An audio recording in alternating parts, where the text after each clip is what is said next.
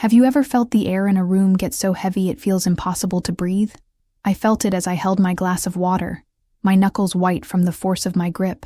In front of me, my family was smiling. Champagne bubbled in crystal flutes, and the smell of an expensive dinner hung in the air.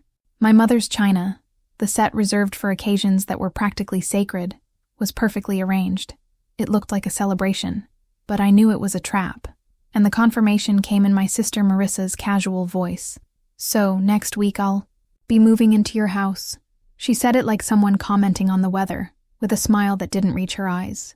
"Just until I get things sorted," she added, an addendum that, in our family, meant, "until the next crisis you all will solve for me." My parents raised their glasses, proud of their perfect plan. "To new beginnings," my father declared, beaming. Everyone raised their glasses, a chorus of complicit smiles. Everyone, except me. My water glass remained motionless on the table. Suddenly, it all made sense. The plastic boxes stacked in their garage 3 days ago with neatly written labels. Marissa's winter clothes. Marissa's books. When I texted her about them, the answer was vague. Just temporary storage. Her apartment is too small. I should have known. Just as I should have known when, for the 3rd time this year, I confronted my parents about covering her rent again. "She's going through a tough time, Eden. Family helps family," my mother had said, in that tone that ended any discussion. Helping. For them, helping was a one-way verb, and the final destination was always Marissa. The memory of a phone call I'd overheard last week flooded my mind. My mother, talking to my Aunt Sarah, her voice full of fake concern. "Eden is so lonely in that big house. She needs her sister's company. It's the perfect time. Perfect. As if my life were a flexible schedule, an empty space to be filled to accommodate my sister's existential chaos." I felt a tremor start in my hands, but it wasn't nervousness. It was a cold, pure fury that climbed my spine. Marissa laughed, noticing my silence. "Why are you so serious? It's great news. You get some company and I save some money." My fingers, under the table, closed around the object inside my purse, the brown envelope. I had almost left it in the car, thinking tonight wasn't the right time, but I was wrong. With my family, there was never a right time. There was only their time. Little did they know that in my purse, I was carrying a brown envelope that was about to implode the fantasy world they had built, at my expense. The tremor in my hand ceased the moment my decision became granite. With a calmness I didn't feel, but projected with all my might, I took the envelope out of my purse and placed it gently on the linen tablecloth. "Actually," my voice sounded clear and firm, cutting through the small talk, "I have some news, too." The effect was immediate. The smiles froze. The sparkle in my mother's eyes was replaced by a suspicious slit. My father put down his champagne flute, his brow furrowed.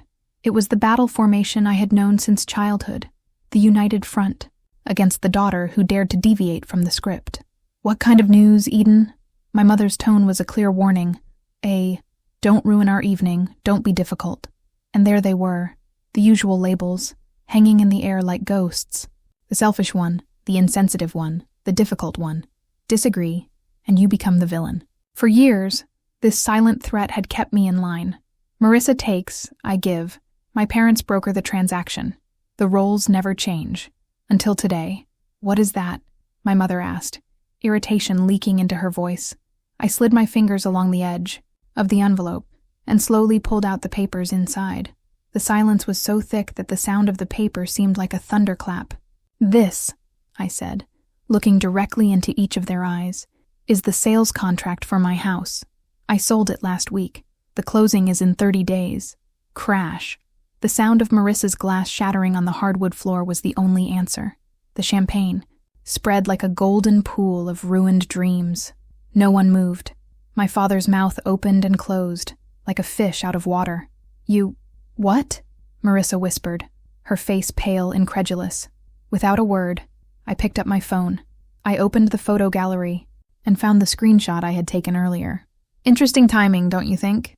While you all were planning Marissa's move, Mom and Aunt Sarah were busy on Pinterest," I said, turning the screen towards them. There it was, in all its digital glory.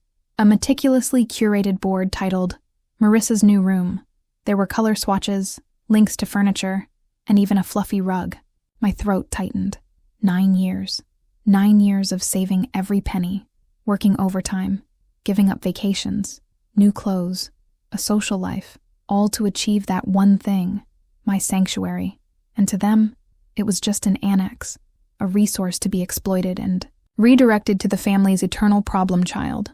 My father was the first to recover. He stood up, his towering figure trying to intimidate me as always. "You can just cancel the sale," he said, with a dismissive wave of his hand. "These things have a grace period. It's simple." "Eden," my mother intervened, her voice now laced with a calculated concern. "We promised your sister. She was counting on this. You can't just leave her high and dry." It was then that Aunt Sarah, from the other side of the table, delivered the final blow. "Actually, we were going to move most of her things in next Tuesday while you were at work, just to make things easier for everyone." The air was stolen from my lungs. It wasn't just an assumption, it was a conspiracy, a coordinated betrayal planned to happen behind my back. My eyes darted to Dorothy, my mother's oldest friend, who sat in uncomfortable silence, staring intently at her plate, as if it were the most fascinating work of art in the world. She knew. They all knew. "You can't do this," my father growled, his voice hardening. He decided to play his trump card. "And your property taxes, which are due? You know I always help you with those." The veiled threat was disgusting. The one financial contribution he made all year, now wielded as a tool for blackmail. My mother, seeing that aggression wasn't working, switched tactics. "Honey," she said, with that soft voice she used for people she considered unstable, "I'm worried about you. Making an impulsive decision like this. It's not like you. Are you taking care of yourself? Are you feeling okay?" The strategy was classic. If you don't comply, you must be sick. Crazy. For years, that manipulation had made me doubt my own sanity. But not anymore. "You did this on purpose," Marissa finally screamed, crocodile tears streaming down her face. "You found out I needed a place and you sold your house just to spite me." The accusation hit me like a punch. My boundaries, twisted into cruelty. My self-preservation, painted as selfishness. For a moment, I thought about telling them the truth. I thought about dumping the avalanche of desperation that led me to this decision on them. The catastrophic roof replacement that liquidated my savings. The water pipe bursting that nearly bankrupted me. The heating system failure that was the final nail in the coffin. But what was the point? They didn't want the truth. They already had their own version, with Marissa as the victim and me as the evil, selfish sister. Giving them my vulnerability would only be giving them more ammunition. "I made this decision for my own reasons," I said, my voice as steady as a rock. "And it is final. So you're just going to leave your sister homeless?" my mother hissed, her voice rising an octave. "After everything we've done for you?" The guilt. That heavy cloak they threw over my shoulders whenever I dared to say no. "Marissa is not homeless," I pointed out calmly. "She has an apartment. And if that's not enough, you have a perfectly functional guest room." "That's not the point," my father interrupted. "Family helps family.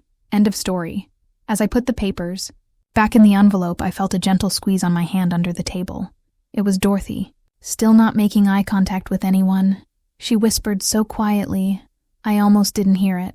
"Good for you." It was a tiny spark of validation in an ocean of condemnation, but in that moment, it felt like a lighthouse.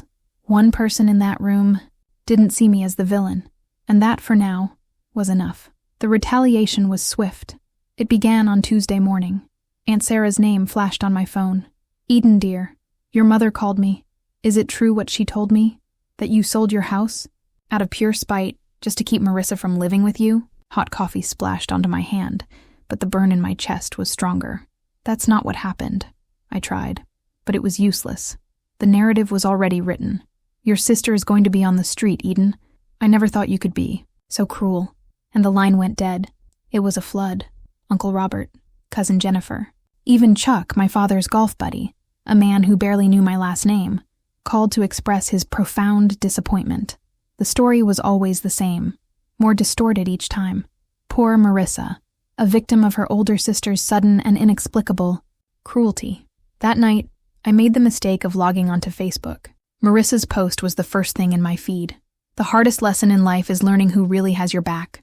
Family should be forever, not just when it's convenient. In the comments, a wave of solidarity. And there it was, my own mother's reply, We're here for you, sweetie. Always. The knife in my hand chopped the carrots for dinner with unnecessary force. I felt every comment like a cut on my skin. The final blow came on Thursday, at my workplace. My colleague, Lisa, approached my desk with a pitying expression. "Hi, Eden.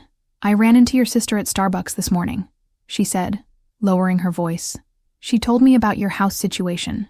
Look, if you need help finding her temporary housing, my church has a shelter program." The world stopped for a second. The shattered carrot pieces from the night before seemed to be breaking all over again in my mind. Shelter. She was telling people, my colleagues, that I was putting my own sister on the street.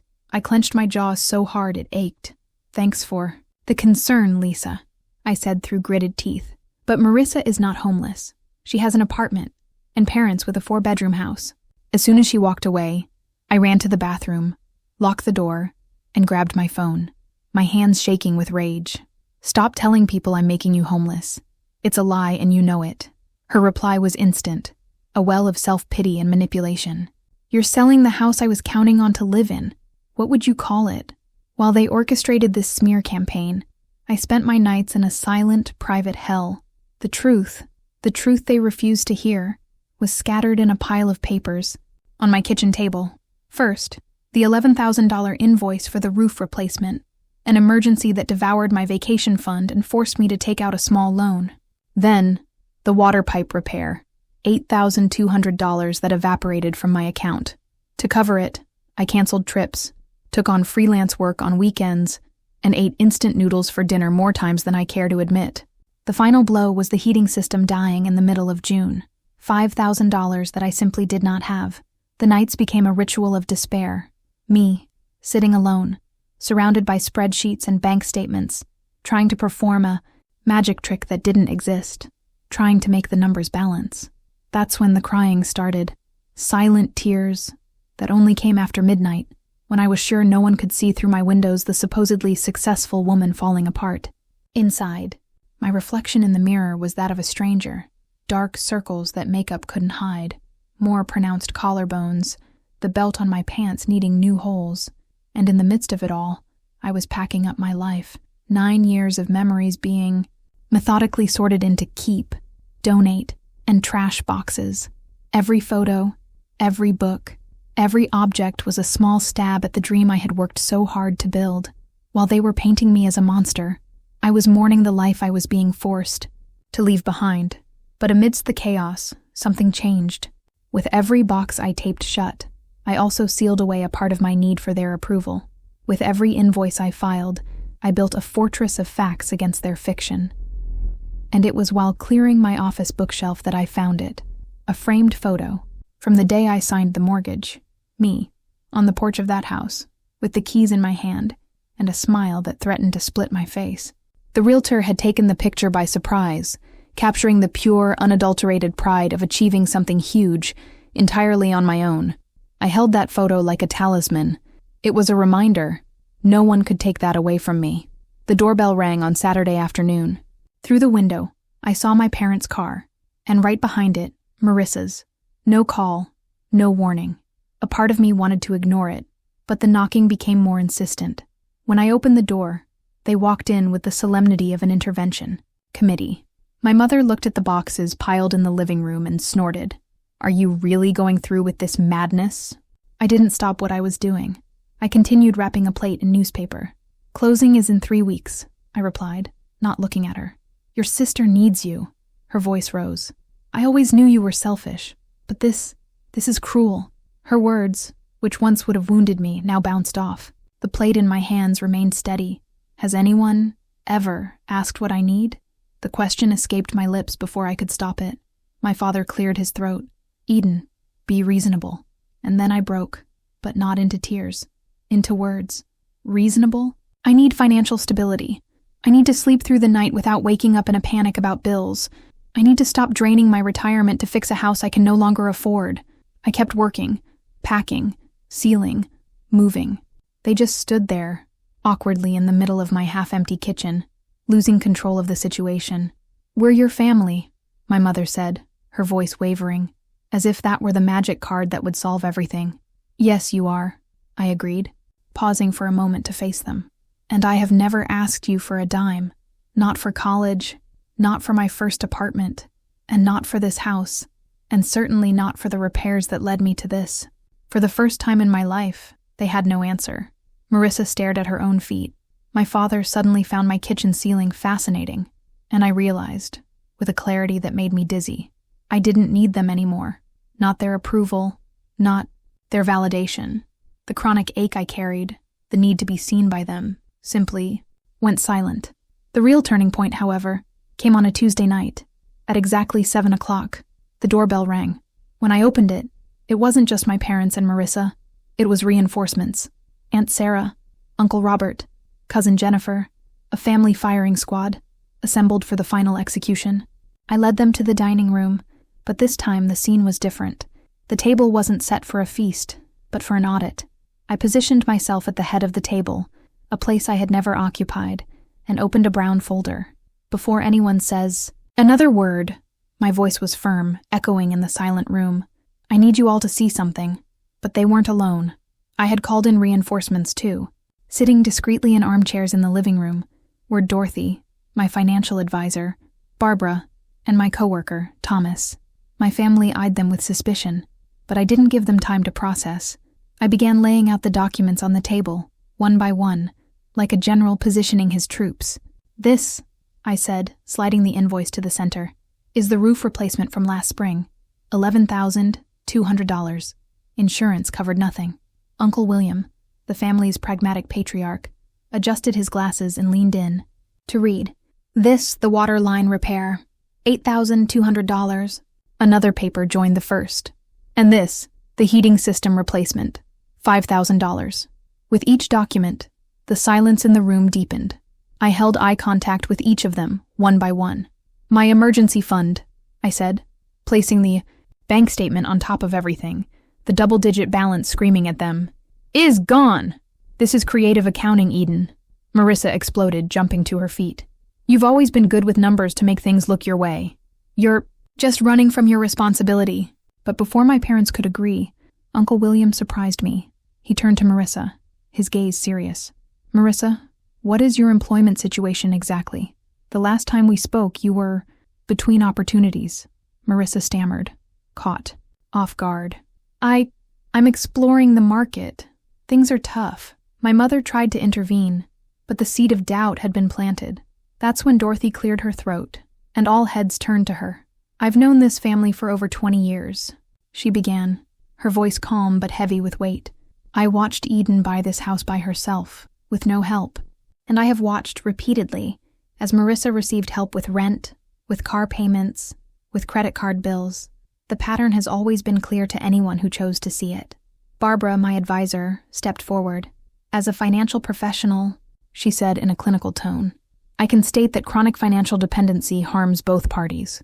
The person giving depletes their resources, and the one receiving never develops necessary life skills. Then, Thomas, who had been quiet the whole time, shared his story about his brother, who was supported by his parents until he was 40, and, when they passed away, lost everything because he didn't know how to manage his own life. Sometimes, he concluded, looking directly at my parents, the most loving thing you can do is to stop rescuing someone. The room fell into a heavy silence, filled only by the raw truth. The outside perspectives had broken the spell of the family mythology they had upheld for decades. Marissa, seeing that her victim act no longer had an audience, grabbed her purse. This is ridiculous. You're all treating me like a parasite. She slammed the door on her way out, but the sound didn't have the dramatic effect she'd hoped for. Uncle William looked at my parents, then at me. I think it's time we had a serious talk about financial planning for everyone. My mother's eyes filled with tears, but for the first time, they weren't a weapon against me. They were tears of a painful truth she could no longer ignore.